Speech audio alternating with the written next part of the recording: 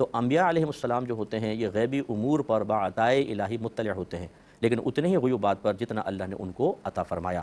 ہمارے نبی کریم صلی اللہ علیہ وسلم کے بارے میں ہمارا عقیدہ یہ ہے کہ آپ کو ما کانا وما یکون کا علم حاصل ہے۔ ما کانا وما یکون کا مطلب جو ہو گیا اور جو ہوگا وہ اللہ نے اپنے حبیب کو بالتفصیل بتایا۔ جیسے صحیح حدیث میں ہے کہ سرکار ممبر پہ جلوہ افروز ہوئے فجر کی نماز کے بعد، اور ظہر تک بیان کرتے رہے، پھر ظہر کی نماز پڑھی، عصر تک بیان کیا، عصر کی نماز پڑھی، مغرب تک بیان کیا۔ صحابہ کرام کہتے ہیں کہ اس پورے وقت میں سرکار نے اشیاء کی پیدائش سے لے کر جب پیدا ہوئے اور قیامت تک جو کچھ ہوا، جو کچھ ہونے والا تھا، ما کانا وما یکون کے الفاظ یہ ہیں، سب سرکار نے بتا دیا، حتیٰ کہ جنتی جنت میں چلے گئے اور دوزخی دوزخ میں چلے گئے۔ ہمارا عقیدہ یہ ہے کہ چیزوں کی پیدائش سے لے کر قیامت تک پوری چیزوں کا علم بالتفصیل اللہ نے اپنے حبیب کو عطا فرمایا۔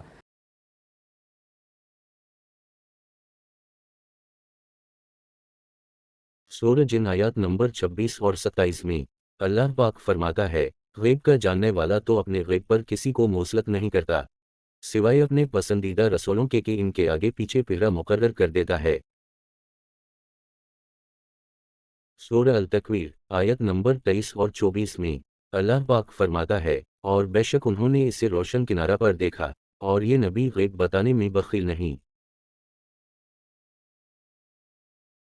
سورہ عمران آیت نمبر 179 میں اللہ پاک فرماتا ہے، اللہ مسلمانوں کو اسی حال پر چھوڑنے کا نہیں جس پر تم ہو، جب تک جدا نہ کر دے گندے کو ستھرے سے، اور اللہ کی شان یہ نہیں کہ اے عام لوگوں تمہیں غیب کا علم دے دے، ہاں اللہ چن لیتا ہے اپنے رسولوں سے جسے چاہے، تو ایمان لاؤ اللہ اور اس کے رسولوں پر، اور اگر ایمان لاؤ اور پرہیزگاری کرو تو تمہارے لیے بڑا ثواب ہے۔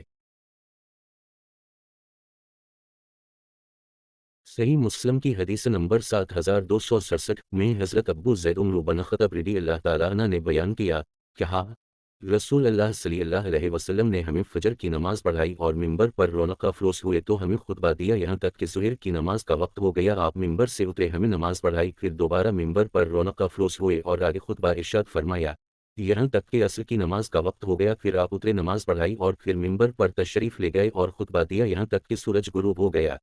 آپ نے جو کچھ ہوا اور جو ہونے والا تھا سب ہمیں بتا دیا۔ ہم میں سے زیادہ جاننے والا وہی ہے جو یاداشت میں دوسروں سے بڑھ کر ہے۔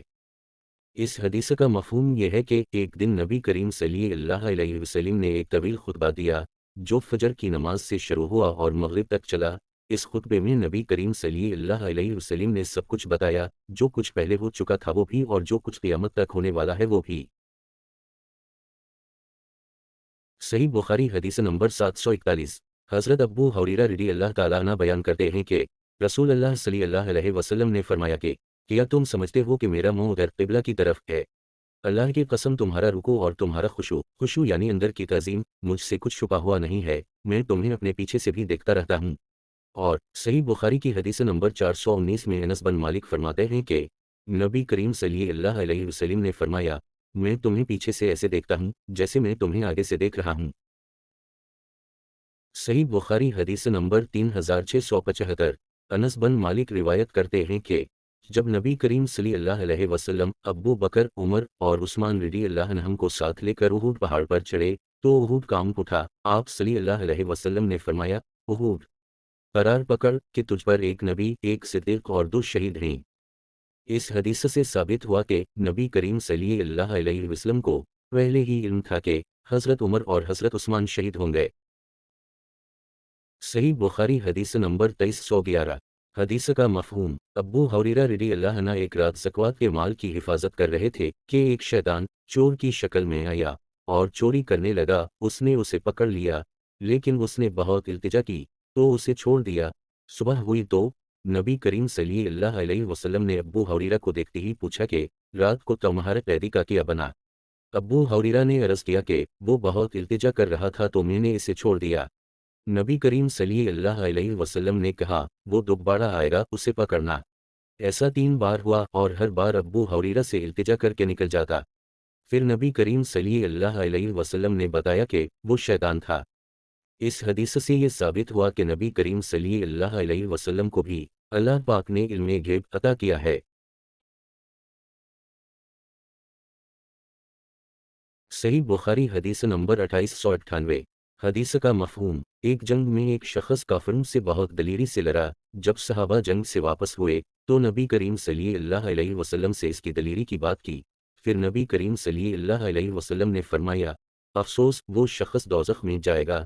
دوسرے دن جب جنگ شروع ہوئی تو ایک صحابی اس کے پیچھے پیچھے رہنے لگا، یہ دیکھنے کے لیے کہ وہ کیوں دوزخ میں جائے گا۔ اچانک اسے جنگ میں چوٹ لگ جاتی ہے اور وہ مرنے کی جلدی میں اپنی جان خود لیتا ہے۔ پھر وہ صحابی نبی کریم صلی اللہ علیہ وسلم کے پاس جاتا ہے اور کہتا ہے کہ بے شک آپ اللہ پاک کے سچے رسول ہیں۔ اس حدیث سے ثابت ہوا کہ نبی کریم صلی اللہ علیہ وسلم کو اللہ پاک نے علم غیب عطا کیا ہے۔ صحیح بخاری حدیث نمبر 92۔ حدیث کا مفہوم: ایک دن آپ کو بہت زیادہ تنگ کیا گیا، آپ صلی اللہ علیہ وسلم غصے میں آ گئے اور کہا، پوچھو جو پوچھنا چاہتے ہو۔ ایک دو شخص نے اپنے باپ کے بارے میں پوچھا، آپ صلی اللہ علیہ وسلم نے اسی وقت انہیں ان کے باپ کے بارے میں بتایا۔ نبی کریم صلی اللہ علیہ وسلم کو غیب کا علم تھا، لیکن آپ خوب جانتے تھے کہ غیب کی خبریں کب بتانی ہیں اور کب نہیں، کسے بتانی ہیں اور کسے نہیں۔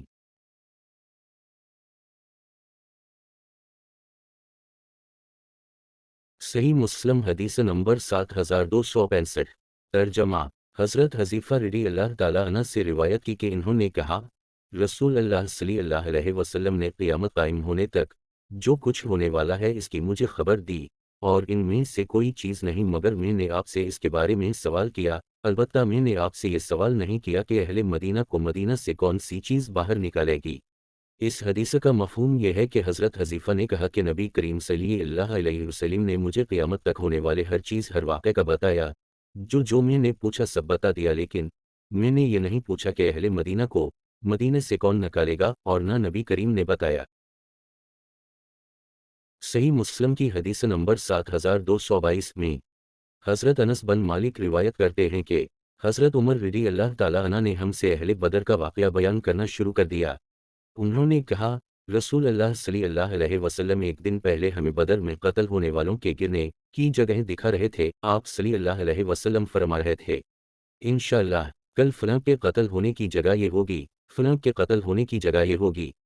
حضرت عمر رضی اللہ تعالیٰ عنہ نے کہا، اس ذات کی قسم جس نے آپ صلی اللہ علیہ وسلم کو حق کے ساتھ بھیجا، وہ لوگ ان جگہوں کے کناروں سے ذرا بھی ادھر ادھر قتل نہیں ہوئے تھے جن کی نشاندہی رسول اللہ صلی اللہ علیہ وسلم نے کی تھی۔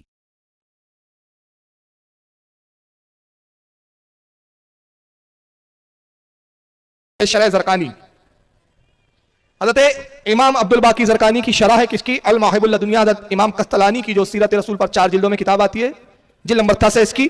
اور امام عبدالباقی زرقانی اپنے صدی کے اپنے زمانے کے مجدد ہیں، ان کو دیوبندی بھی مانتے ہیں، غیر مقلد بھی مانتے ہیں۔ مولوی زکریا صاحب نے فضائل اعمال میں حضرت امام عبدالباقی زرقانی کی اس کتاب سے بہت سارے حوالے بھی نقل کیے ہیں۔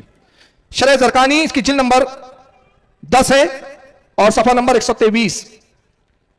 حضرت امام ابوالباقی زرقانی کہتے ہیں، اخرجت طبرانی عن ابن عمر قال قال رسول اللہ علیہ الصلوۃ والسلام ان اللہ قد رفع لی الدنیا فانا انظر الیہا والی ما هو قائن فیہا الی یوم القیامہ کانما انظر الی کفی ہذہ۔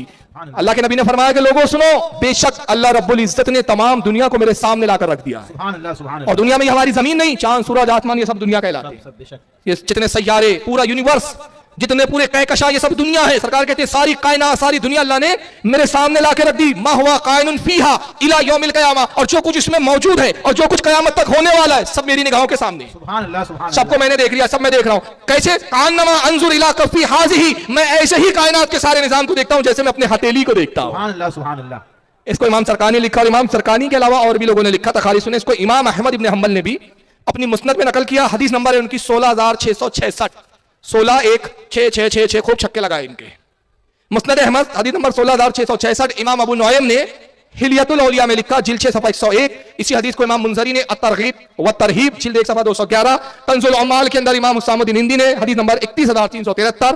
حضرت امام قسطلانی نے المواہب اللدنیہ جلد 3 صفحہ 559 پر، اور ابھی شرح زرقانی کا تو میں پیج بھی دکھا چکا، حوالہ جلد 10 صفحہ نمبر 123۔